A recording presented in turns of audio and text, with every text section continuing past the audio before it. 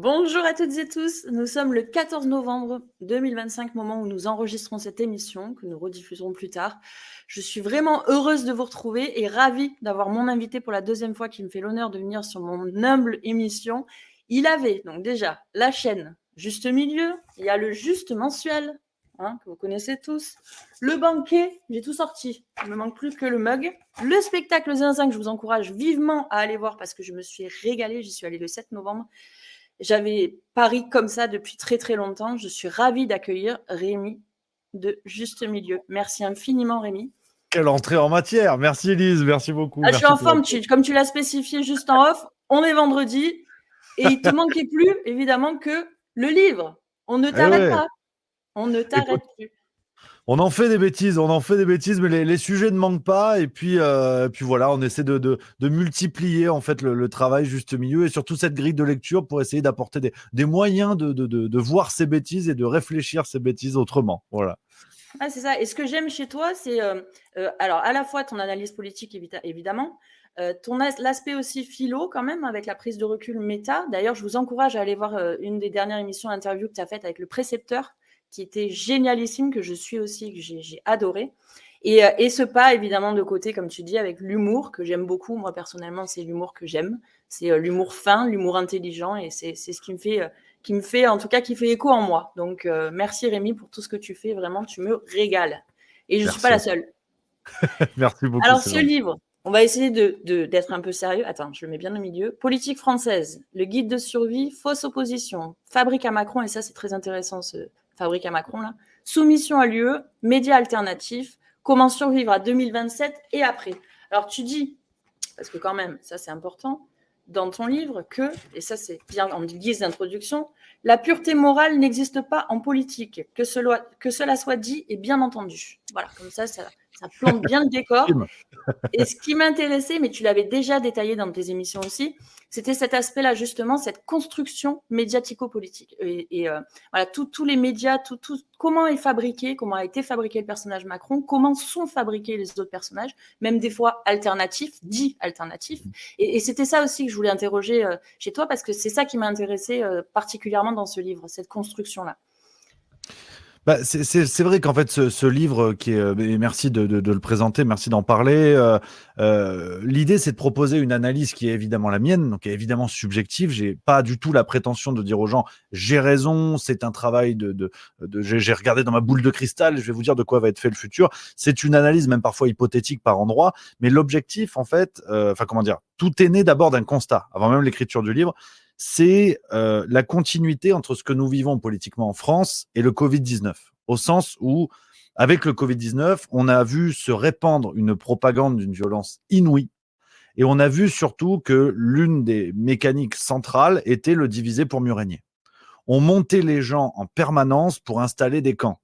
Les anti-vax, les anti-confinement, les pro-confinement, les pro-vax, enfin, voilà, je remémore de sombres choses à nos amis téléspectateurs. On se rappelle tous de ça. Sur n'importe quel sujet, il y avait des pros et des antis. C'est-à-dire, cette crise sanitaire devenait un immense stade de foot où en permanence, il y avait les supporters d'un camp et les supporters de l'autre camp. Ce qui n'a aucun sens. Je veux dire, les pro-vax, moi, j'en connais pas. Je connais personne le matin qui se dit oh, j'espère que je vais me faire un vaccin dans la journée. Foutez-moi un truc contre la rage des chevaux, j'en sais rien. Ça n'existe pas. Ça n'existe pas. Donc, c'est évidemment absurde. Et pendant le Covid, je trouvais qu'on était nombreux, pas assez évidemment, mais dans la sphère alternative, on va dire dans la sphère dissidente, chacun mettra le terme qu'il veut, on était nombreux à avoir identifié ça, à être vigilants en se disant attention, le système, le pouvoir en place, a besoin de diviser les gens pour fonctionner. Si on prend tous du recul en se disant mais attends, toi tu t'es fait vacciner, pas toi, toi t'es pour les masques, en fait on s'en fout. En fait on s'en fout parce qu'on a en commun le fait d'être soumis au pouvoir en place. Et que si on fait corps tous ensemble en se disant suspendons momentanément nos désaccords pour se diriger contre ceux qui nous coûtent des problèmes, à savoir le pouvoir en place, là, on va peser quelque chose. C'était ce qu'avaient réussi magnifiquement les Gilets jaunes, par exemple. De mettre de côté les bisbilles entre les fonctionnaires, les patrons, les employés, les fonctionnaires, je sais pas quoi. Pendant un moment donné, les gens étaient ensemble et ne se regardaient plus selon la fiche de salaire. Et donc, ça, sur le Covid, je rappelle quelques évidences, on a tous vécu ça, et très bien. Et en fait, les présidentielles 2027 se rapprochant, ce qui m'a un petit peu effrayé, c'est que j'ai vu ressurgir exactement les mêmes choses. C'est-à-dire les gauchistes, les droitards, l'extrême droite, l'extrême gauche. et de manière parfaitement irréconciliable, avec une détestation de chaque camp pour ses adversaires. Et une détestation qui était même parfois alimentée par des gens qui, pendant le Covid, avaient dénoncé justement se diviser pour mieux régner. Et là, je me suis dit, bon, Rémi, parce que parfois je me parle à moi-même, j'arrive à pas être tout le temps en désaccord, donc c'est positif. Je me suis dit, bon, là, c'est le moment d'assumer la ligne juste milieu. Parce que juste milieu, c'est pas dirigé que contre Macron ou le pouvoir en place. C'est d'essayer de faire un travail que j'espère être le plus sincère, le plus honnête, sans dire que j'ai raison. C'est pour proposer des éléments de réflexion différents et de dire, t'as critiqué les médias mainstream qui faisaient ça. Aujourd'hui, il y a des médias mainstream, évidemment, qui ont choisi leur camp politique, mais il y a aussi des médias alternatifs. Pour citer un philosophe de premier plan que j'aime beaucoup, à savoir Albus Dumbledore dans Harry Potter, qui a dit cette phrase, alors, une œuvre de fiction qu'Harry Potter, mais une phrase que je trouve très intéressante, qui est de dire « Il est très difficile de se battre contre ses ennemis, il est encore plus dur de se battre contre ses amis ». Dont acte. Et le principe du livre, c'était un petit peu ça, donc évidemment parler de Macron et parler du système mainstream, tout ça, mais de mettre en regard les nouvelles stratégies, on va dire, du système médiatico-politique qui, pour se maintenir, a besoin de se faire passer pour un discours dissident, pour des acteurs dissidents. Donc c'est un peu le tronc central du bouquin, on va dire, et avec des branches qui vont côté mainstream, côté alternatif, aussi bien dans les médias que dans la politique et dans d'autres niveaux de notre société, on va dire. Voilà un petit peu l'idée générale. Merci Rémi. Mais est-ce que, je sais pas, moi je l'ai eu dans les mains, je sais pas si tu connais, mais je pense qu'il va t'intéresser ce bouquin. C'est de Jean-Hugues, alors il est pas tout jeune, hein, Jean-Hugues Oppel, et c'est French Tabloid. Je connais pas. Alors, juste, je vais te lire Un an pour préparer les élections présidentielles, point culminant de la vie politique française. Dans le camp du pouvoir, une seule certitude, le candidat sortant doit être réélu. Alors tous les coups sont permis. Un commissaire controversé, un spécialiste très méticuleux, un lieutenant de police ordinaire, un solitaire parano et des professionnels de l'information qui savent ce que manipuler veut dire. Autant de personnages qui ont rendez-vous avec l'histoire sans le savoir ou, pour certains, en le sachant trop bien.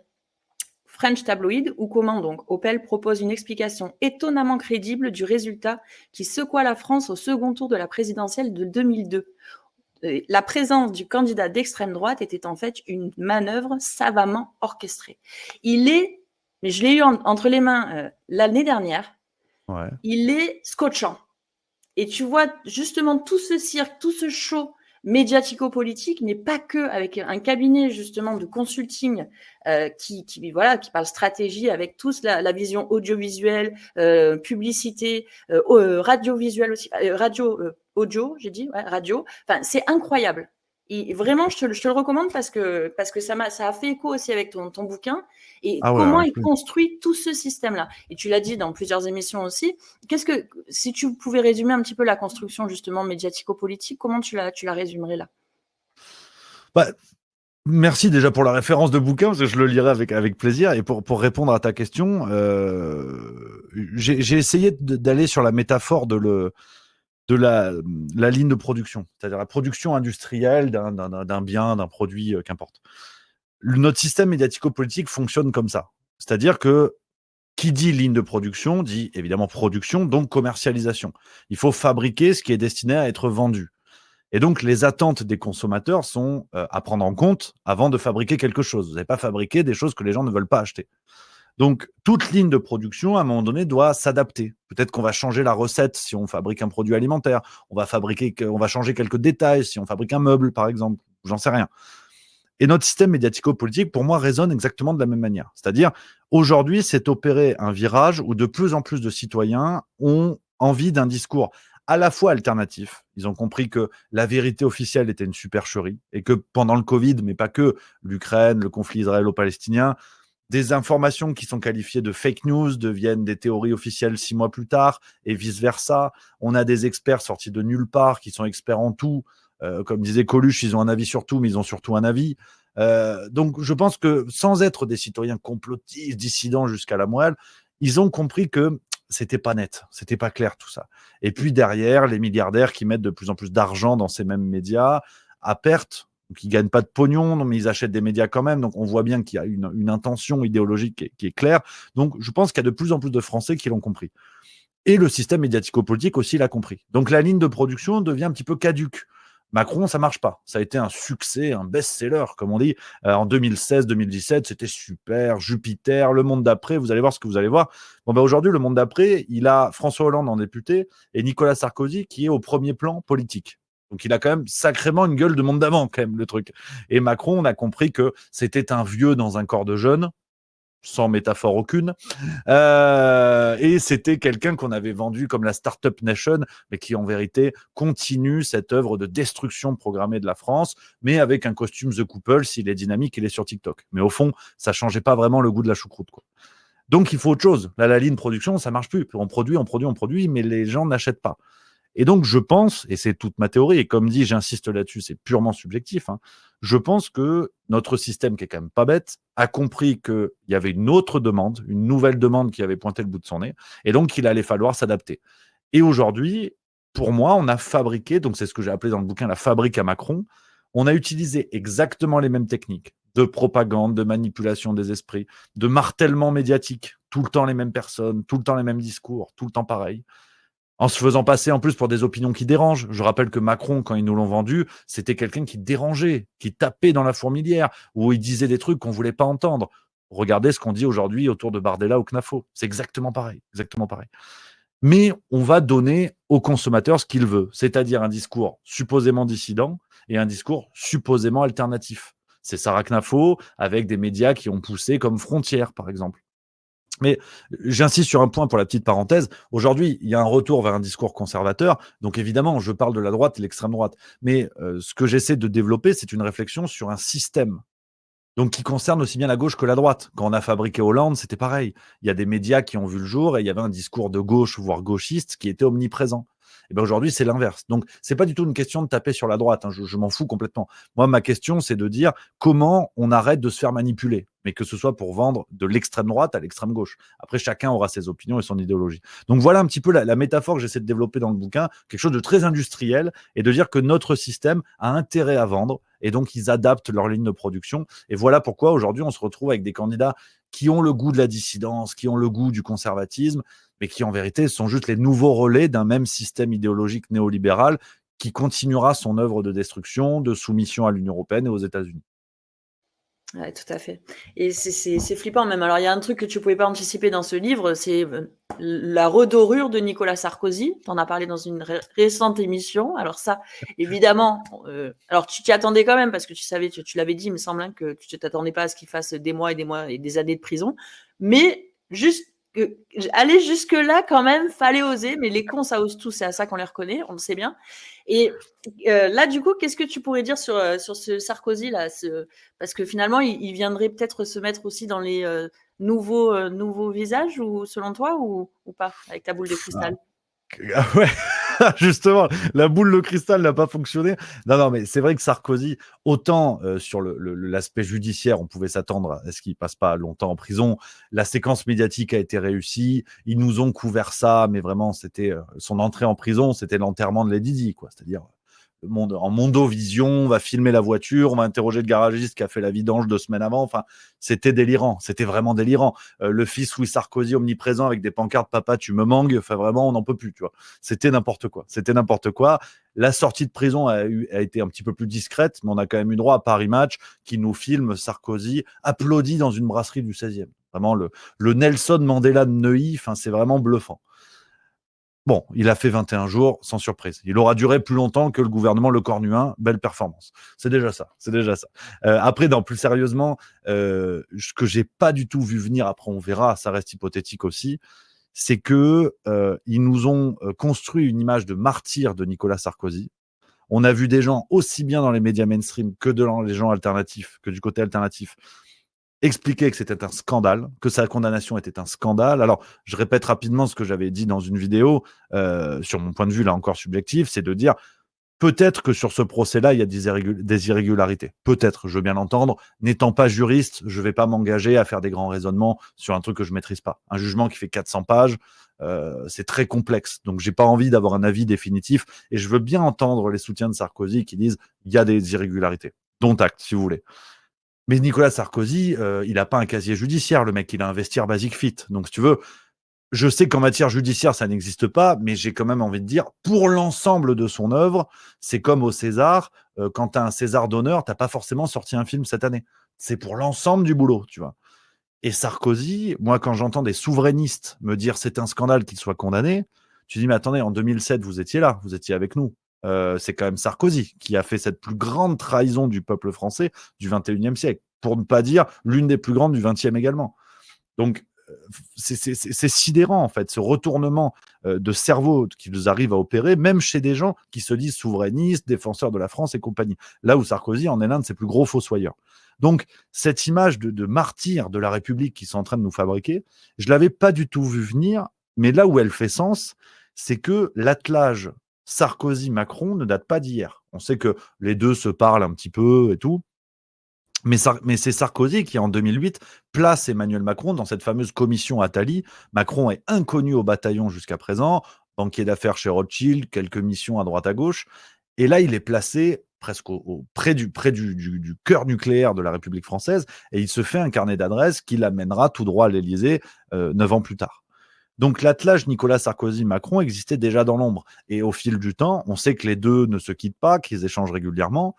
Donc Sarkozy, héritier du macronisme, qui viendrait balayer ce qui reste des républicains, balayer ce qui reste des macronistes, c'est-à-dire que Sarkozy enterrerait facilement Gabriel Attal et Fantomas Édouard Philippe. Donc, on sait qu'il les mangerait. Donc, il serait le candidat presque le plus légitime, paradoxalement. Et avec en plus une condamnation illégale, une condamnation incroyable, il a l'image du sauveur de la France, martyrisé par la Ve République.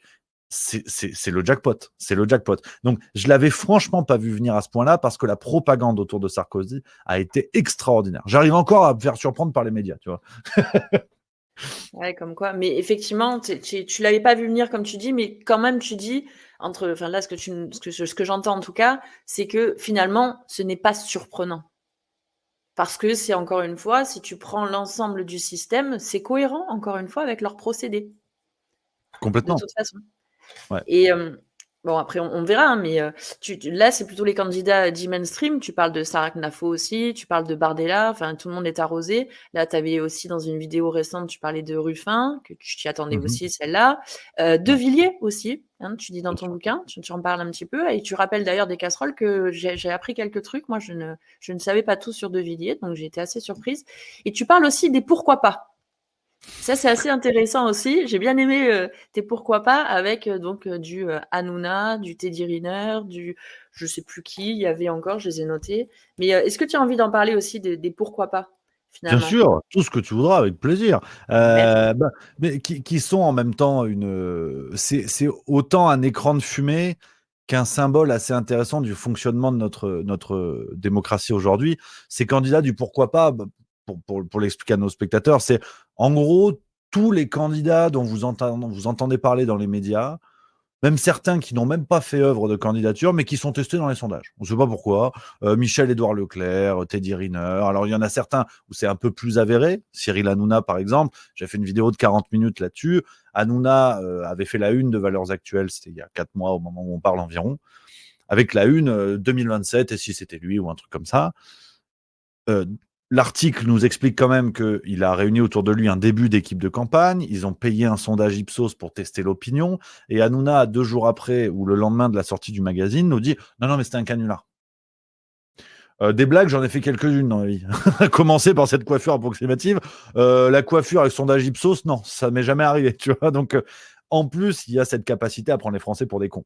Et quand on lit le dossier de Valeurs Actuelles, parce que tout le monde s'est arrêté à c'est un canular, quand on lit le dossier de Valeurs Actuelles, on comprend que derrière Cyril Hanouna, il y a Mimi Marchand, la papesse de la presse People, qui a lancé la rumeur Hanouna en couple avec Tiffaine Auzière, la fille de Brigitte Macron, que ce soit vrai ou pas d'ailleurs, au lendemain de la révélation de Mediapart, qui avait fait un dossier sur les méthodes de Cyril Hanouna, et notamment cette histoire d'un proche de Cyril Hanouna qui, dans les coulisses d'une émission sur C8 à l'époque, avait cassé la gueule de l'ancien manager de l'humoriste Malik Bentala. Donc ça aurait dû être un scandale, et par la plus grande des magies, le lendemain, Paris Match fait un article sur le couple Hanouna-Auzière. Hop, et Roulet Jeunesse, on n'en parle plus. Donc on a tous les ingrédients qui font un potentiel candidat, on a le même système, on a les mêmes investisseurs, parce qu'à l'époque, il y avait Bolloré derrière. Aujourd'hui, Hanouna est sur M6, mais je suppose qu'il a gardé des liens avec son ancien protecteur. Donc, mais c'est une blague, mais c'est un canular, ça n'existe pas. Donc, ça illustre en fait ces candidats que j'ai appelés les candidats du pourquoi pas, qui est de dire ça occupe les gens. Au moins, on nous bourre le cerveau avec des conneries du genre, parce que Teddy Riner, par exemple, je pense que c'est une connerie. Même si je serais client d'un match Teddy Riner, Gérard Larcher, c'est pas gagné. Mais, je pense que c'est des conneries. Michel-Édouard Leclerc, pareil, on teste n'importe qui. Ça fait gagner du temps, ça crée des sujets qui sont commentés, recommandés, surcommandés dans les médias. Et puis pendant ce temps, bah, on peut fabriquer les vrais candidats qui, eux, seront à la fin de la course, quoi. Donc, c'est comme si vous voulez, vous faites un 100 mètres, et puis il y a 3 couloirs où vous mettez un clown, un mec avec des chaussures à grelots, et puis un bouffon du roi. Les gens disent, ah tiens, c'est marrant, on va regarder ce couloir, mais pendant ce temps, les autres, ils tracent. Hein. Les autres, ils tracent, et eux, ils se rapprochent de la ligne d'arrivée. Le clown, il va se péter la gueule parce qu'il a les chaussures trop grandes. Donc voilà, je pense qu'il y a ces candidats-là. Hanouna, pour moi, est un entre-deux. Je le vois quand même bien y aller, ce que j'explique dans le bouquin, pourquoi et les raisons là-dessus. Mais comme dit, ça reste hypothétique. Hein. Je ne suis pas devin, j'insiste là-dessus. C'est vraiment de décortiquer en fait tout ce qu'ils nous ont dit, tout ce qui a même été dit dans la presse, mais que peu de gens ont lu. Et on se rend bien compte que Hanouna, non, c'est pas un canular. Évidemment que non. Et il aurait même un intérêt très important pour le système, qui serait d'affaiblir les partis extrêmes. Parce qu'avec un Hanouna candidat, vous allez chipper des voix au RN et chipper des voix à LFI. C'est à ça qu'a servi le sondage Ipsos. C'était de mesurer la déperdition de voix sur les extrêmes. Ce qui maintient le bloc central. Futur candidat Macron ou l'héritier de Macron, héritier symbolique évidemment, eu égard à quelques problèmes de fertilité. Et tu vois ce que tu décris là, c'est exactement ce qui est décrit dans ce livre-là. Comment justement ils s'organisent, ça veut dire, et c'est démontré, qu'ils bossent tous ensemble en fait. Et c'est là ma question, parce que tu dis quand même dans ton bouquin, et c'est peut-être ce point-là où moi je suis pas forcément d'accord, pour une fois. Tu dis il faut voter. Par contre, il faut le faire, bien sûr, en conscience. Et moi, là, tu vois, j'aurais plutôt tendance, et ça fait un moment, à faire sécession, justement, avec tout ça et ne plus participer à ce jeu-là. Et après, on parlera des souverainistes dont tu parles aussi, si tu veux bien. Mais voilà, juste à appuyer ce petit point que tu dis, il faut voter. Voilà. Pourquoi et qu'est-ce qui te fait dire qu'il faut quand même continuer ce jeu de la dite démocratie, parce qu'on a bien vu qu'on n'était plus trop en démocratie du tout, même, depuis longtemps. Mais qu'est-ce qui te fait dire du coup qu'il faut voter Bah, je trouve ça chouette que tu mettes en avant ce débat-là, parce que c'est un vrai débat et que je pense que déjà il n'y a pas de réponse, il n'y a pas de bonne réponse. Donc c'est sûr que parmi nos spectateurs, certains vont être d'accord avec moi, avec toi, plutôt certains avec moi, certains seront entre deux. C'est un vrai sujet. Alors, pour écarter tout de suite, quand je dis il faut voter, je suis pas du tout dans la démarche presque pas méprisante, mais donneur de leçons que peuvent avoir certains intervenants médiatiques ou des politiciens qui te disent non, mais il en va du respect de la démocratie, alors que pendant ce temps, ces gens-là roulent à 7000 balles par mois et couvrent des scandales qui les concernent de près ou de loin. Donc le respect de la démocratie, il marche pas que avec un bulletin dans l'urne. Donc vraiment, j'écarte complètement ce discours qui est pas du tout. Oui, mais c'est pas du tout comme ça que je l'ai pris. Hein. Non, c'est juste Ouais, une non, petite question. je suis d'accord, mais je le rappelle parce qu'on peut le prendre comme ça, et c'est pour ça que je l'entends, il n'y a pas de souci, je préfère le préciser. Ma position, c'est de dire, il faut voter. Alors, c'est une position qui est un peu cynique, hein, je préviens. Je suis conscient que ça sert à rien. Je suis conscient que potentiellement ça changera rien, mais je pars du principe que ne pas voter non plus. Donc, à y être, essayons de décrédibiliser le système avec ses propres armes. C'est-à-dire, si un jour le vote blanc est dominant, factuellement, on a un candidat qui n'est pas légitime. Alors, c'est déjà le cas avec l'abstention. Hein. On a des abstentions à 40, 45%, voire plus sur certains scrutins. Récemment, il y a eu, c'était des législatives anticipées dans une circonscription à Paris, je crois.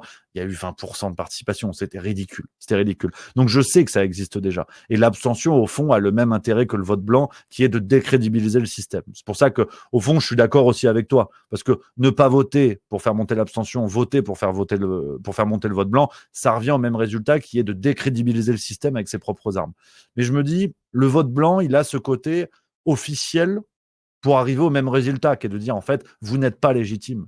Et on vous le prouve avec vos armes. Donc, je serais plutôt dans cette équipe-là, mais comme dit, j'entends toutes les positions, et c'est important qu'il y ait ce débat-là, parce qu'il n'y a pas de bonne réponse.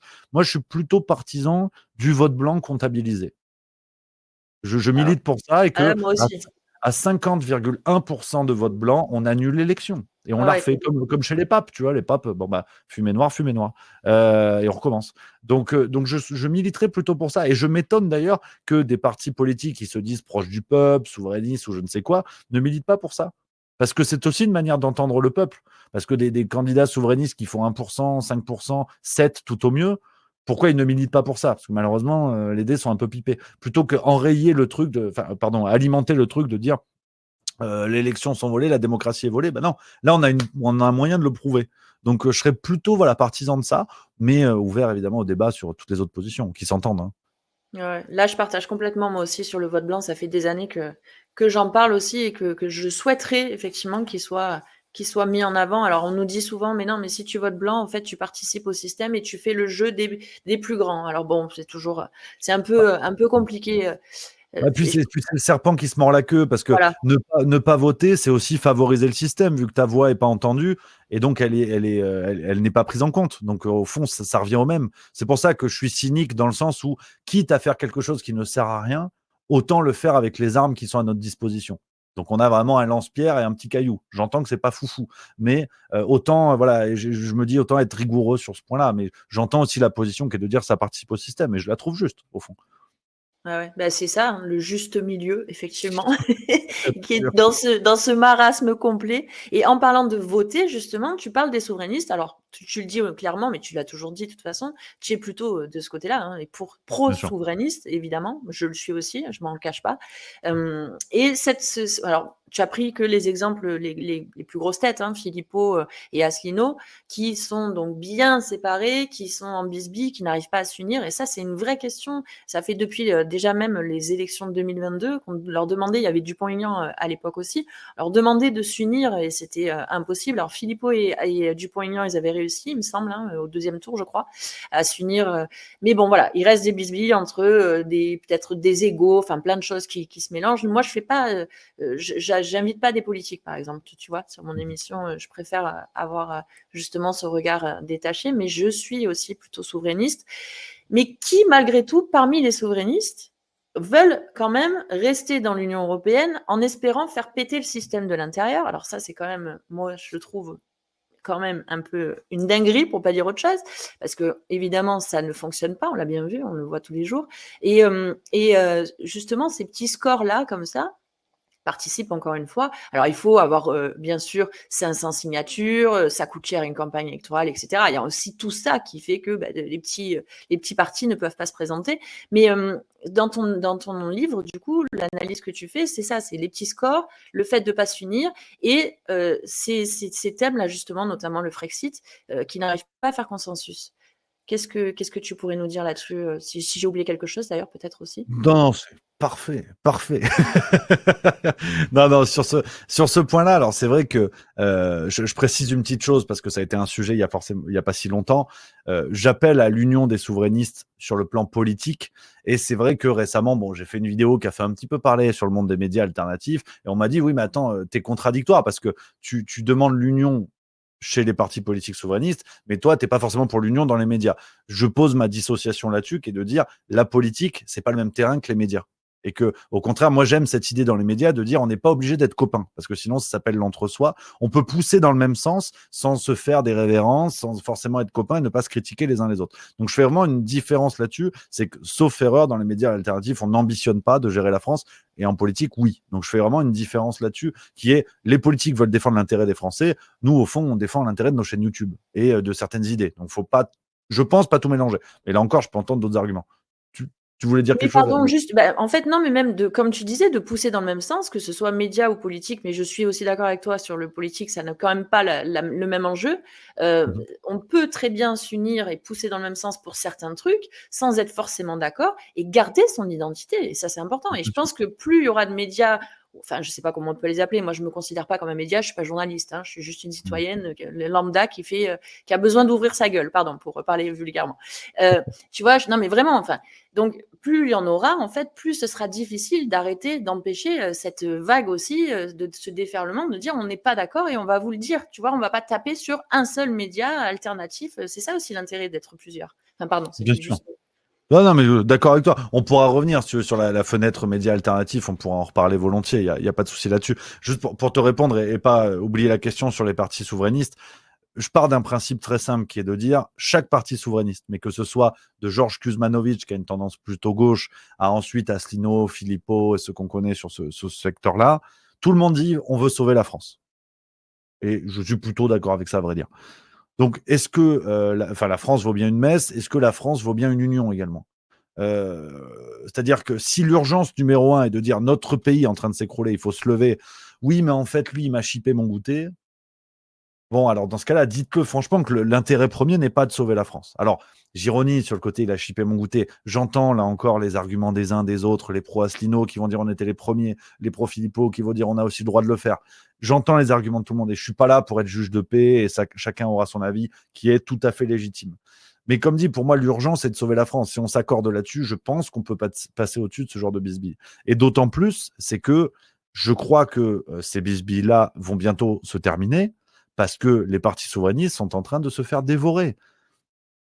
Évidemment que s'ils ne sont pas mis en avant, évidemment que ce n'est pas pour rien. Et qu'il y a un discours qui, à mon avis, s'il était rabâché, comme ils sont capables de rabâcher des idées dans les médias mainstream, à mon avis, ça ferait beaucoup d'écho, ça trouverait beaucoup d'écho du côté du peuple français. Et d'ailleurs, dans d'autres pays aussi, ces discours-là sont en lien direct avec les problèmes vécus par les populations. La soumission à Bruxelles, des législations complètement folles, qui ont des conséquences catastrophiques sur nos agriculteurs, sur nos entreprises, sur tout ce que tu veux. L'UE nous engage dans la guerre. On a eu la gestion du Covid où Ursula von der Leyen a négocié des SMS à plusieurs milliards de dollars, enfin négocié des vaccins, pardon, pour plusieurs milliards de dollars par SMS. Et après, on nous dit on va faire le projet de chat control pour supposément lutter contre les contenus pédocriminels. Donc, on va regarder tous vos messages pour savoir si vous n'envoyez pas des photos de gosses à poil. Par contre, les SMS d'Ursula von der Leyen, on ne sait pas pourquoi, mais on ne les retrouve pas. C'est quand même ballot. Donc, on court évidemment à notre perte avec ce projet-là. Mais factuellement, donc le discours souverainiste peut trouver un écho extraordinaire s'il était rabâché. Donc, pour le coup, je signe et persiste là-dessus de dire si on met ce discours à l'abri, c'est pas pour rien. Et autant on peut parler de censure parfois de manière exagérée sur les réseaux sociaux, sur les médias alternatifs pour un peu nous victimiser parce que ça fait des vues, c'est super. Autant le discours souverainiste politiquement, je pense que oui, il y a une censure structurelle pour éviter de contribuer à un réveil des peuples. Ceci étant dit, je crois que les partis souverainistes, parce qu'ils subissent cette censure, parce qu'ils n'arrivent pas à s'unir, parce que ça ne prend pas forme malgré l'urgence des enjeux, ils sont en train de se faire doubler. Tout simplement. C'est pas pour rien que Reconquête est en train de s'aligner sur le discours souverainiste avec ce tour de passe-passe qui vaut à peu près une partie de Bonneto où on va escroquer des touristes chinois en bas de la Tour Eiffel. Reconquête qui nous dit non, mais on va changer l'Union européenne de l'intérieur. C'est bien connu. C'est comme les chirurgiens esthétiques dont l'objectif premier est de te refaire la rate. Tu vois, tu dis, bah oui, évidemment, on va refais-moi les poumons, ça va être super. Non, normalement, tu y vas pour te refaire le postérieur ou les lèvres. Donc, c'est évidemment ridicule. On ne changera pas lieu de l'intérieur. C'est absurde. Ça fait 40 ans qu'on nous vend ça et c'est de pire en pire. Donc, mais le plus important, c'est que Reconquête se place sur ce couloir du souverainisme en disant, mais vous voyez les autres, ça marche pas. Nous, on est tout le temps à la télé. Sarah Knafo, on la voit plus que les pubs pour Danone maintenant. Elle est partout. Donc on la voit, c'est super. Donc il récupère. Ça parle un peu de Frexit, le RN aussi un petit peu. Et je pense que, là encore, c'est un pronostic là-dessus. Quelqu'un comme François Ruffin, qui va essayer de faire exploser la France insoumise en lançant un parti concurrent. Il l'a dit dans Libération en mai 2025. Il a dit « Je veux qu'il y ait une présidentielle à gauche et je la remporterai ». Donc, il est sur les rangs. Et à mon avis, il va créer une coquille politique avec les rebuts de la France insoumise, Garrido, Corbière et consorts. Et je te parie l'apéro qu'il va se positionner, à mon avis, sur ce discours un peu souverainiste, souverainisme de gauche. Donc, l'illusion d'un discours dissident, l'illusion d'un discours censuré. Et donc, ça va finir comme ça. Asselineau et Philippot seront les meilleurs, mais ils seront tout seuls. Donc, leurs idées mourront avec eux. Et je trouve ça terrible, parce que ce sont des gens pertinents, ce sont des gens qui ont un discours très important et qui devraient trouver un écho incroyable, mais on en est là. Je pense que ça va se faire récupérer comme ça. Et tu parlais de Philippe de Villiers tout à l'heure, qui est un personnage que j'adore, je suis fan du Puy du Fou, il a une démarche extraordinaire. Politiquement, c'est un grand monsieur qui vient d'une grande famille. Il est dans un entre-deux qui fait que si on le voit avec Reconquête demain, ça ne m'étonne pas. Et ce sera un clou supplémentaire sur le cercueil du véritable souverainisme. Pas le souverainisme qui passe sur CNews pour pratiquer des actes sensuels aux États-Unis en permanence, quoi. Ouais. Pour rester poli, t'as vu? J'ai pas dit de gros mots. Pas mal. C'est pas comme ça sur scène, je le précise, mais c'est pas mal. Je te remercie. Justement, en parlant de ça, tu le dis aussi et c'est marrant parce que j'avais l'impression de m'entendre, tu écris comme ça, de se méfier aussi des personnes justement qui passent comme ça sur les médias mainstream, alors qu'ils sont dits alternatifs ou de la dissidence ou de l'opposition et cetera, qui passent aussi, sur CNews notamment. Alors moi, je regarde pas la télé depuis 16 ans, donc je te remercie de faire ce travail-là parce que, je suis complètement alors là-dessus, tu vois, je serais incapable, je pense, si je suivais pas tes émissions, de savoir qui est ministre, qui est député. Enfin, vraiment, hein, je me suis complètement, j'ai fait complètement sécession, tu vois, à ce niveau-là. Mais qu'est-ce que tu aurais à dire là-dessus, justement, sur ces 10 politiques souveraines et alternatives qui passent et qui utilisent ces médias, notamment mainstream, mais pas que.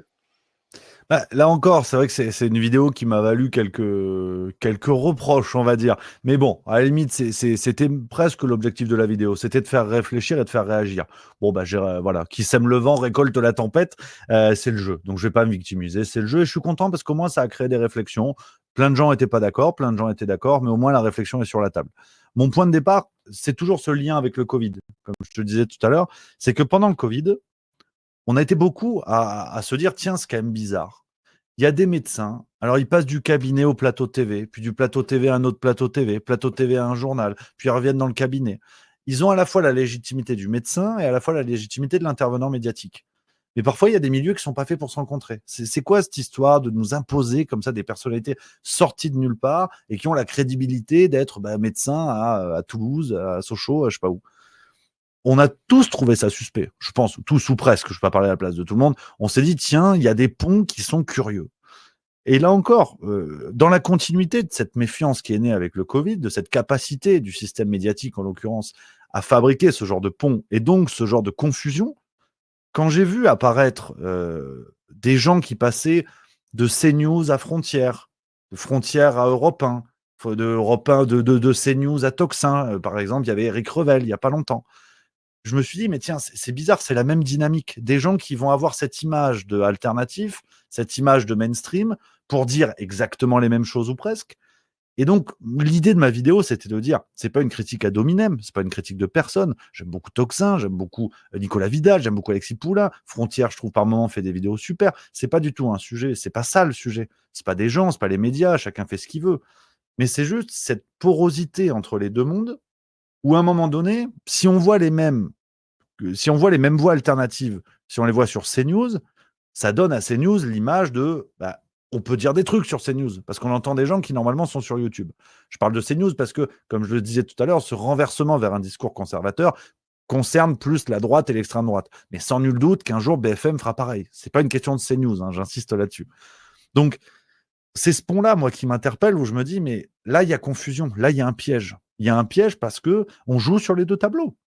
C'est cette information alternative que les gens allaient chercher justement pour se dire on éteint la télé, on en a marre et on va dans un endroit où on sait que ce ne sera pas non plus la vérité, mais ce sera alternatif. Bon, en fait, si l'alternatif est sur le mainstream, on reste sur le mainstream. Donc le système a gagné. Et à ça, on m'a répondu oui, mais en fait, c'est important de faire entendre la parole alternative sur les médias mainstream. Dans ce cas-là, lançons un jeu concours. Trouvez-moi une séquence d'une voix alternative présente sur un plateau mainstream où des choses interdites ont été dites. Et j'offre ce que vous voulez. J'offre 1 an d'abonnement à Juste Mensuel si vous me trouvez ce genre de séquence. Parce qu'on ne peut pas tenir le discours l'Arcom censure les médias mainstream pour dire en fait les voix alternatives disent des trucs qu'on ne peut pas dire. À un moment donné, ça se contredit. Ouais. Soit ça, soit effectivement ridiculiser et tourner en dérision aussi. C'est ce qui a été le cas, tu vois. Enfin, moi, je voyais que les séquences parce que malheureusement, je regarde pas les médias mainstream, mais je me les frappe parce qu'on me les envoie tous les jours, les extraits, tu vois. Donc bon, c'est pas grave. Donc j'ai vu des séquences, notamment chez Cyril Hanouna, je me rappelle plus son espèce d'émission là, avec Professeur Raoult, avec plein de personnalités comme ça qui sont passées et qui ont Divisio aussi, qui ont été complètement ridiculisés, moqués. Et c'est ça aussi alors c'est de la porosité. J'entends, moi je suis parfaitement d'accord avec toi. Et ce que je dénonce aussi justement dans les médias dits alternatifs que je trouvais alternatifs pendant le Covid, c'est aussi de faire. Là je vais être encore vulgaire, je suis désolée. Le putaclic aussi. tu vois, et de refaire les gros titres, les gros trucs avec des... En fait, c'est exactement la même façon, le même procédé qu'on dénonçait des médias mainstream et qu'on continue de dénoncer pour certains. Donc, je trouve ça dommage et déplorable. Et je pense qu'il faut aussi se regarder le nombril et voir ce qu'on fait aussi et prendre de la hauteur. Mais là, tu vois, dans ce que tu dis, et tu dénonces aussi très fortement, notamment CNews, par exemple, avec Morandini. Alors ça, cette affaire, moi, c'est pareil que toi, je suis scandalisée. C'est-à-dire qu'on a un mec qui est accusé gravement de pédocriminalité, enfin de faits pédocriminels. Et en fait, il est toujours en place, il passe toujours à l'antenne. Et ça ne scandalise personne, y compris des médias alternatifs, dits alternatifs, qui vont aussi sur ces plateaux-là, ou des Philippot qui vont sur ces plateaux-là. Enfin, c'est quand même assez bizarre, hein, sans être complotiste de l'extrême, c'est quand même assez curieux. Non, mais je le dis et je précise que ce propos n'engage que moi. Vincent Bolloré contribue à normaliser la pédocriminalité. C'est pas plus compliqué que ça. J'invite tous nos spectateurs qui peuvent trouver mon discours exagéré, excessif, même répétitif, parce que c'est vrai que je parle beaucoup de ça. J'invite tous nos spectateurs à regarder la chaîne Off Investigation, excellente chaîne YouTube, qui a fait un reportage sur le système Gérard Louvain chez TF1 à l'époque, et aujourd'hui Morandini chez Canal. Regardez l'émission et essayez d'être en désaccord avec moi. Non pas que j'ai la vérité absolue, c'est pas du tout ça. Quand vous verrez les actes qu'on a reprochés à Morandini, parce que ce qui a été dit dans les médias n'est qu'une partie, dans les médias mainstream, n'est qu'une partie émergée de l'iceberg, regardez la vidéo d'Off Investigation, il y a des témoignages de victimes, et débattons ensuite pour savoir si ce que je dis est exagéré. Mais parce que c'est la même mécanique. Quand je prenais mon image de ligne de production tout à l'heure, d'un système qui répète les mêmes méthodes, qui change quelques détails pour continuer à vendre sa camelote, à l'époque du gauchisme triomphant post-mai 68, on avait du Jack Lang, on avait du Cohn-Bendit, et leur entourage politique disait la lutte vaut bien ça. La lutte vaut bien ça. Les dommages collatéraux. Alors c'est vrai que Cohn-Bendit, il a une sorte d'instinct maternel qui est assez original. C'est vrai que Jack Lang, oui, bon, au Maroc, il y allait pas que pour la tagine, ou le tagine d'ailleurs. Ok, ouais, mais bon, ils sont de gauche, donc allez, roulez jeunesse, ça ira. Et ce qui me scandalise, c'est que les gens qui pointent ça du doigt, et je suis d'accord avec eux, je dis pas que c'est la vérité, chacun a son avis. Ce qui me scandalise, c'est que des gens qui pointent ça du doigt, qui pointent la négation des gauchistes sur des affaires pédocriminelles, jusqu'à l'affaire Pierre-Alain Cotineau, très récemment, candidat LFI au municipal du côté de Nantes, à qui on a reproché des faits atroces, qui a été animateur d'un réseau pédocriminel d'une gravité sordide. Eh ben, vous avez des droitards qui nous disent, je dis droitards avec le même mépris que gauchistes, hein, et j'englobe vraiment les plus extrêmes du bordel, les plus aveuglés volontairement. Tous les gens qui votent à droite, qui votent à gauche, je les respecte. Je parle vraiment de la partie extrême et aveuglée de l'échiquier politique. Ces droitards qui vous disent la gauche ferme les yeux sur les scandales de pédocriminalité, derrière vont chez Morandini ou regardent Morandini. Ça ne tient pas. C'est pas une question de Morandini, c'est pas une question de CNews, c'est une question de cohérence intellectuelle. Si le couple Macron vous choque, parce que oui, Emmanuel Macron a été détourné étant mineur par sa professeure de français ou son professeur, à la limite, ce n'est que mon avis, mais pour moi, c'est même pas la question. Il y a eu détournement de mineurs, point. Si ça vous choque et que vous n'êtes pas choqué par Morandini, je considère à titre individuel que c'est une forme de géométrie variable. Donc, qu'on ne vienne pas faire des grands raisonnements en disant sur CNews, on peut tout lire, c'est vrai que la justice ne fait pas son travail. Elle ne fait tellement pas son travail que Morandini est à l'antenne. Et que, je rappelle, ce qui est encore plus contradictoire, c'est que nos amis de droite qui, par exemple, soutiennent Éric Zemmour et l'ont soutenu quand CNews l'a dégagé pour sa condamnation pour incitation à la haine raciale, je rappelle que Morandini a été condamné, condamnation aggravée en appel. Aujourd'hui, là, il y a un pourvoi en cassation qui est en cours, donc il est toujours présumé innocent sauf erreur. Personne ne vient dire, mais attendez, en fait, Zemmour s'est fait dégager pour moins que ça. Et il avait fait appel. Il s'est fait dégager alors qu'il était en appel. Donc, en fait, même du côté de leur propre camp, ils sont en contradiction avec eux-mêmes. Ils devraient se mobiliser et dire, mais Zemmour a été traité injustement par Bolloré. Et là, curieusement, bubule. Là, on n'entend rien. Silence radio. Donc, c'est ça qui, très sincèrement, je parle un peu avec mes tripes, ça me met en colère parce que c'est une forme d'aveuglement volontaire et c'est une forme de contradiction que je trouve sidérante. Et puis, à ça, parce que c'est vrai j'ai beaucoup discuté, beaucoup échangé sur ce débat-là, on me dit souvent, oui, mais Morandini est présumé innocent. Sauf que dans le monde de l'entreprise, ça n'est pas vrai. Dans le monde de l'entreprise, un employeur est tenu d'assurer la sécurité de ses employés. Il a été révélé que les stagiaires d'Europe 1 sont au sous-sol des locaux d'Europe 1 pour éviter de croiser Morandini. C'est parfaitement illégal. La présomption d'innocence n'existe pas dans la gestion courante d'une entreprise. Donc, point final, en fait. Je pense sincèrement qu'il n'y a pas de oui mais. La pédocriminalité, on la combat complètement ou on la combat pas. Mais il n'y a pas le couple Macron, c'est grave, et Morandini, ça passe. En tout cas, c'est mon point de vue là-dessus. Ouais, bah, je le partage complètement et je suis complètement d'accord. Et en fait, encore une fois, même le couple Macron, pour moi aussi, hein, selon moi, le problème n'est pas de savoir si c'est un homme ou une femme, mais effectivement le fait de pédocriminalité, de détournement de mineurs, qui est quand même la base du truc. Mais bon, là, on a plombé un peu le truc là d'un coup, hein, Ouais, mais c'est très bien. Mais c'est très bien. On était dans c'est pas la une meilleure, Titanic, Sol. un meilleur mood. Mais effectivement, non, mais c'est un de tes combats aussi, la pédocriminalité. Tu le dis, tu le répètes assez souvent, et ça aussi, on n'en parle pas assez, on ne médiatise pas assez ce genre de choses, et justement de prendre la position, encore une fois, méta et globale des choses et être cohérent. Et c'est ce que tu dis aussi dans ton bouquin, parce que tu apportes quand même des solutions, des pistes de réflexion, évidemment, encore aussi pour se dégager de tout ça, hein, apprendre à voir ce que l'on voit. Tout simplement, factuellement. Et c'est ça que tu fais comme boulot aussi au quotidien, hein, c'est juste les faits. Et en plus, tu prends, alors, et je te remercie encore parce que je ne les regarde pas, de prendre les médias mainstream, les choses mainstream. En l'état, regardez, moi, je ne fais que lire et que vous montrer factuellement les choses. Et c'est ça qui est intéressant. Sans mettre Bah, forcément. c'est marrant parce que en fait, c'est au centre du travail de juste milieu, aussi bien dans la partie rigolote, on va dire, et la scène, que dans la construction du travail que je peux faire en vidéo ou à l'écrit. C'est-à-dire que c'est le même réflexe qu'est d'essayer de voir ce qu'on voit. Et une bonne vanne, c'est ça. Enfin, je considère que un type de bonne vanne, parce qu'il y en a plein, un type de bonne blague, c'est de décrire des évidences que les gens ne voient plus. Donc, par exemple, bah, je crois que c'était à plan de campagne que j'ai fait sur Sarkozy en prison. Non, c'était peut-être à La Rochelle, c'est la semaine d'avant. De dire, les médias nous ont raconté, les 2 gardes du corps de Sarkozy sont enfermés dans la cellule d'à côté.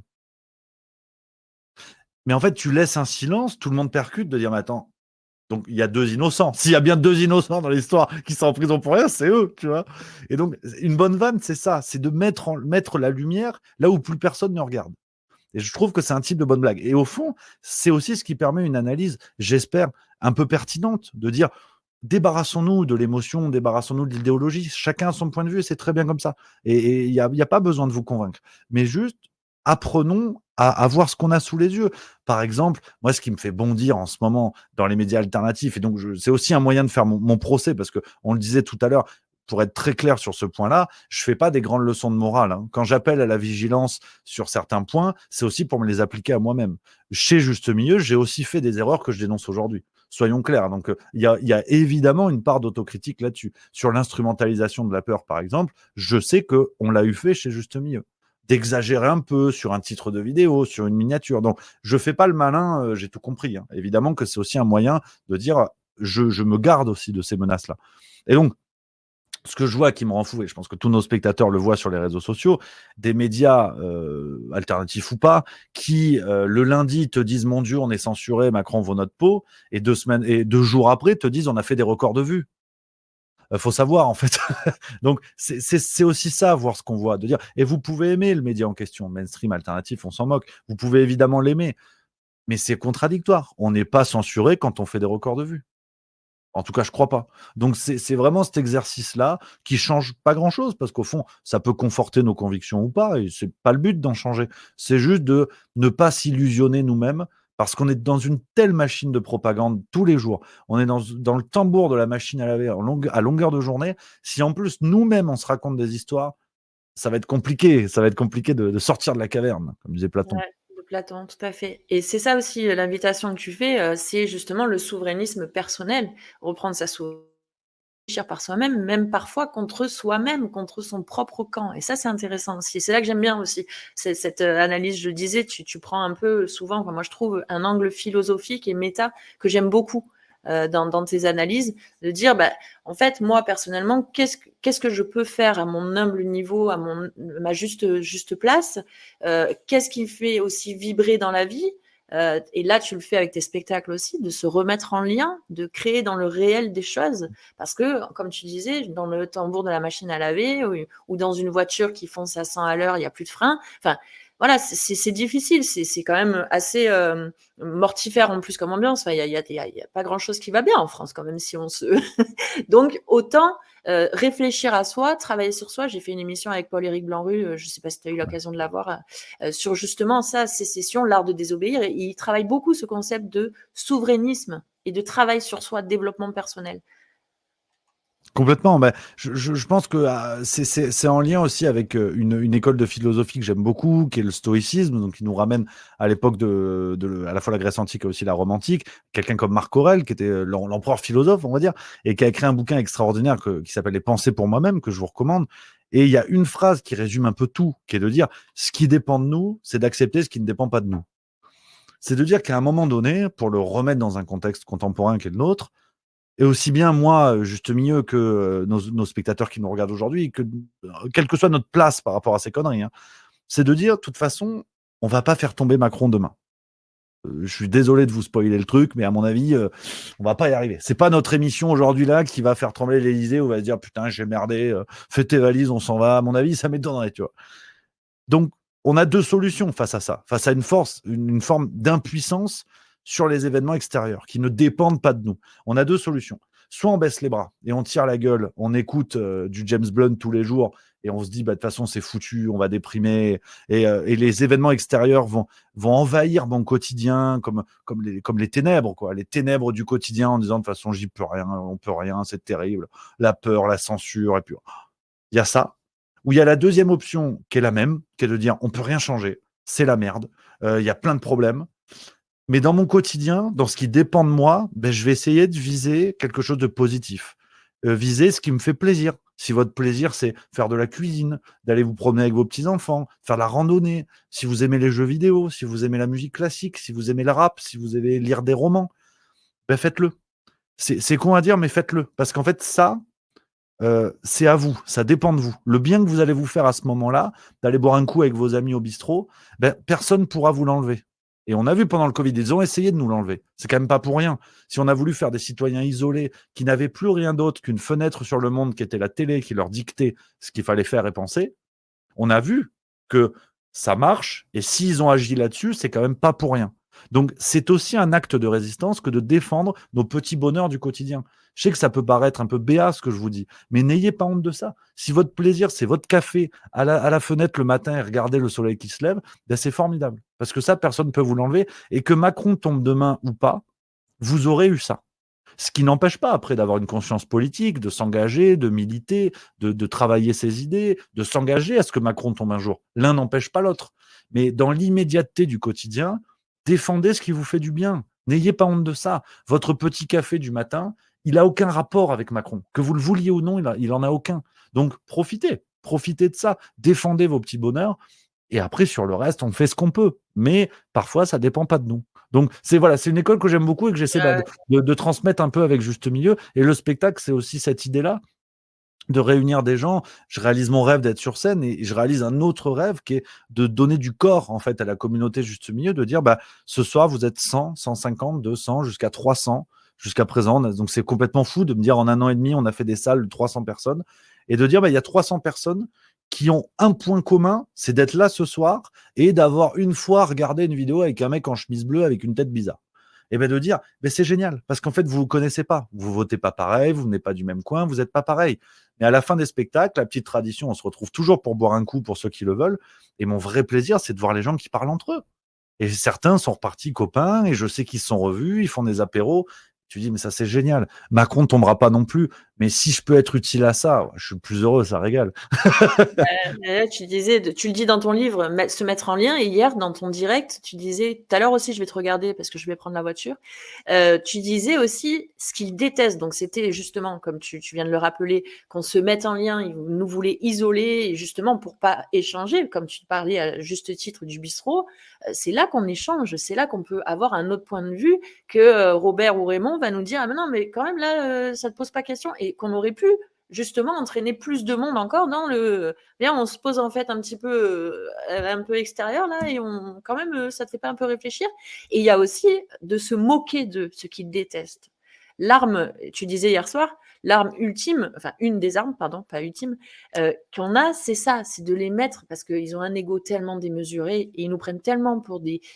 Et ça, on le voyait avec Paul-Éric Blanc-Rue aussi, ils nous prennent pour des idiots, vraiment. Et à juste titre, hein, des fois, parce que ce qu'ils ont été capables de nous faire faire et ce qu'on a accepté de faire, c'est du délire.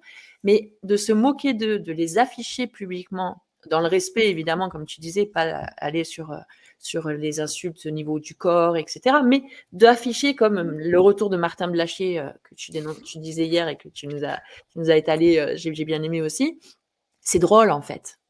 Si c'était pas si grave, en fait, dans un monde, on le lirait dans un livre, tout ce qui se passe là, depuis 2020, mais même plus ancien encore. En fait, ce serait tellement drôle. Et c'est ça qu'on vit dans tes spectacles aussi. Merci, merci beaucoup. Mais c'est toute l'idée parce que je la trouve centrale et pour aller sur un exemple sensible sur cette question-là, c'est celui de Charlie Hebdo. Charlie Hebdo, avec le drame que l'on connaît évidemment, et on a une pensée à toutes les victimes et leur entourage. Mais le discours à ce moment-là, qui a été celui du pouvoir en place, c'était de dire on a le droit de se moquer des religions, on a le droit de se moquer de tout, mais quand même surtout les religions. Il y avait un discours de dire si, moquez-vous, mais on va quand même vous dire de quoi vous moquer. Et bizarrement, j'ai entendu aucun politicien dire vous devez aussi vous moquer des puissants, vous moquez de ceux qui dirigent. Parce que c'est aussi ça la liberté d'expression. Je suis Charlie, c'est pas dans certains domaines. On voit que la promesse n'a pas été tenue. C'est l'exemple aujourd'hui d'un Dieudonné, qu'on apprécie ou pas ses démarches hors scène, et même ses sketchs sur la scène. On envoie 30 membres des forces de l'ordre cagoulés pour faire taire un spectacle qui déjà a lieu dans des endroits pas possibles parce qu'il peut pas aller dans des salles. C'est complètement dingue. Et après, on nous dit allez voir en Corée du Nord. Je sais pas s'il y a un Dieudonné nord-coréen, mais je ne mettrai pas ma main à couper qu'il y ait de telles démonstrations de force pour faire taire un humoriste. Donc, faut pas se leurrer là-dessus. Je suis Charlie était une supercherie qui a été instrumentalisée au sens du discours communicationnel, pas de l'attentat et du drame évidemment, hein, qu'on s'entende bien. Donc sur ça, j'essaie très modestement. Voilà, on parle de Charlie Hebdo, on parle de Dieudonné, qui sont des références dans leur registre. Donc très modestement à mon échelle, j'essaie de réactiver ce truc-là, de dire mais en fait, on a le droit de rire parce que c'est l'un des derniers droits qui nous restent, paradoxalement. Donc faisons-le. Faisons-le, et parce que c'est nécessaire. On parlait de la Rome antique tout à l'heure, le carnaval, enfin l'une des formes de carnaval est née un petit peu comme ça. C'était les pauvres qui s'habillaient en riches et les riches qui s'habillaient en pauvres. Ça durait une nuit, ça durait une soirée, une nuit environ. Et puis voilà, le lendemain, on est reparti, allez, l'esclave en avant, et puis voilà. Donc il y a toujours eu ça, ce jeu puissant dominé, jusque dans l'humour, la caricature, la farce. Faisons-le. Faisons-le parce que déjà, ça fait du bien. Rire fait du bien. Parce qu'on a le droit. Et parce qu'en plus, il y a de la matière. Donc, je serais quand même con de ne pas le faire. C'est clair. Tu disais même ton spectacle, au final, les vannes, ça arrive tous les jours. Il faut tous les jours que tu réactualises parce que c'est hallucinant, en fait. On vit dans un monde qui est complètement lunaire. C'est clair que le spectacle m'a complètement débordé. C'est un truc que je commence à expliquer maintenant pour annoncer la suite de la tournée, surtout 2026. C'est que j'avais écrit un texte au début de l'année 2024 en me disant ça bougera pas trop. Et en fait, il y a tellement de liens avec l'actualité, que ce soit dans les sketchs du spectacle ou dans les parties plus stand-up, on va dire. Tout change tout le temps. Quand je rentre sur scène, je sais pas vraiment ce que je vais dire en fait. Et c'est ce qui est très excitant à jouer. Et ce qui fait aussi qu'en fait, j'ai pas le choix. Parce que comme le spectacle est lié à l'actualité, l'incarcération de Sarkozy, si j'en parle pas sur la date qui suit, les spectateurs vont dire il a oublié. Parce que tout est lié à l'actu. Donc en fait, j'ai pas le choix. Et du coup, c'est ce qui est excitant. Mais tu étais là à plan de campagne. Le matin même, dans la veille, j'ai vu la déclaration Le Point qui cite Emmanuel Macron qui dit sur la politique intérieure, je lâche le manche. De toute façon, il n'y a même pas de vanne à faire. Mais c'est ça, non mais c'est ça, c'est vrai, c'est ça, ouais. Donc c'est ce qui est dingo, c'est que non seulement il n'y a pas le choix de le faire, et parfois c'est la meilleure des vannes. Et en fait, il y a vraiment ce côté de dire c'est tellement n'importe quoi qu'il faut qu'on puisse expurger tout ça. Et je pense que le rire, c'est vraiment le moyen de allez, il faut parce que sinon on va devenir taré en vérité. C'est ça, et c'est ce que disait Louis Fouché aussi, un des enjeux, c'est de ne pas devenir fou dans toute cette mascarade et cette folie, ouais. Je te remercie. Merci beaucoup, Rémi. Merci. Mais C'est vite passé. Je vais pas trop te retenir parce que je sais que tu as ton émission aussi après. Juste, il te reste 2 dates là pour 2025 si tu veux les annoncer. Et aussi, ouais, ce que je voulais dire, pardon, c'était pour ton spectacle. Tu vas être en pause, en vacances là en décembre et tu vas réécrire complètement ton spectacle pour 2026. Donc, absolument. j'espère qu'il y aura une date près de chez moi encore parce que là, pour l'instant, il n'y en a pas. Mais Ouais, on a encore 2 dates. C'est Paris le 20 novembre. Alors c'est fou, c'est déjà complet. C'est dans une semaine. On a 300 billets qui sont partis, donc c'est complètement dingo. Après, on aura Genève le 13 décembre. Ce sera la dernière de l'année. Et puis l'année prochaine, on a déjà plein de dates qui sont annoncées, disponibles sur notre billetterie. Vous avez Montélimar, Bruxelles, Châteauroux, Auray, Rouen, Caen. Et il y a d'autres dates qui arrivent, qui vont être bientôt officialisées sur la billetterie. Donc, si vous voulez faire un tour de temps à autre, normalement, plan de campagne, par exemple, on va y revenir. Il y a Trébeurdin en Bretagne. Je suis en train de discuter en fait pour plusieurs endroits à droite, à gauche. Et donc, oui, en fait, c'est ce que je disais tout à l'heure, c'est que euh, le spectacle m'a échappé. Alors, comme tu l'as vu, je parle sous ton contrôle.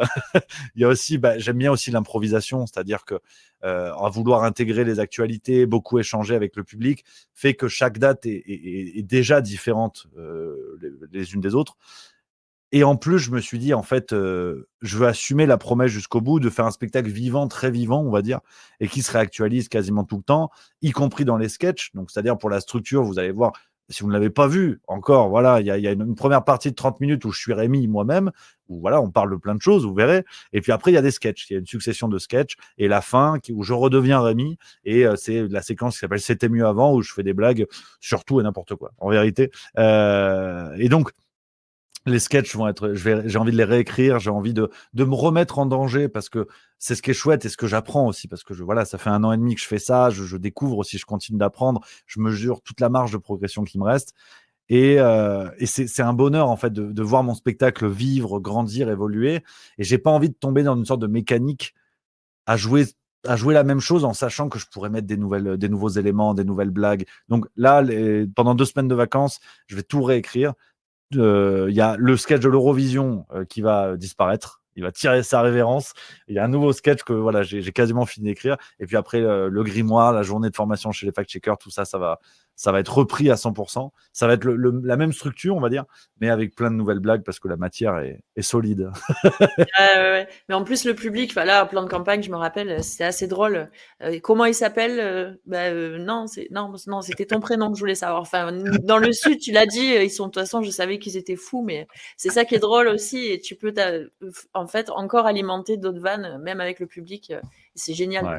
C'est Ah, génial. c'est le plus gros bonheur, c'est ça, sur la partie improvisation, en fait, où en théâtre, si vous voulez, il y a un truc qui s'appelle le quatrième mur, qui est de dire que normalement, les comédiens ne parlent pas au public.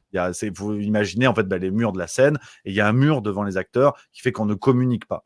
Et je m'étais dit, quitte à aller dans ce qui se fait maintenant dans le stand-up, de parler au public, je me suis dit, non seulement je vais parler au public, mais je vais aller me promener dans le public, ça allait sortir de scène, mais ce que d'autres font, j'ai évidemment rien à inventer, hein. Des gens comme Jarry, Jérémy Ferrari, tout font ça et c'est super.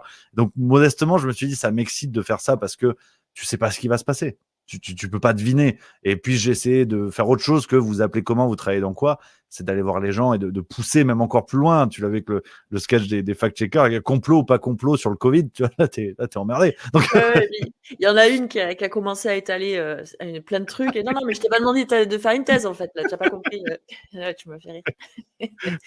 Ouais, c'est excellent. Mais je vous recommande d'aller voir vraiment un spectacle Zinzin et je reviendrai te voir en 2026 si tu repasses à plan de campagne avec grand plaisir. Merci infiniment, Rémi. Je rappelle ton livre. Hop, attends, je le mets bien droit là. Politique française, le guide de survie. Donc voilà, n'hésitez pas. Hop. Merci beaucoup, Rémi, encore une fois, de m'avoir fait merci l'honneur de Lise. venir. Merci à Merci toi. beaucoup. Bonne émission. Je te suivrai, je t'écouterai là tout à l'heure quand tu vas prendre Parfait. l'antenne. Et puis évidemment, tu es le bienvenu pour d'autres dates, mais je sais que tu es très pris et donc je te remercie encore On infiniment. fera ça, c'est toujours un plaisir. On retrouvera un moment. Il y aura des sujets, il y aura de quoi faire. Avec plaisir. Ouais, ouais, je me doute. Ça marche. Merci encore. Merci à Prends soin de toi. À toi. bientôt. Prenez tout soin de vous et de vos proches et faites des choses qui vous font du bien. Donc allez voir Rémi, écoutez Rémi aussi. C'est très important, ça maintient en bonne santé mentale et psychique et physique puisque le rire fait du bien. Allez, C'est vrai. prenez soin de vous. On se retrouve bientôt. Ciao, ciao.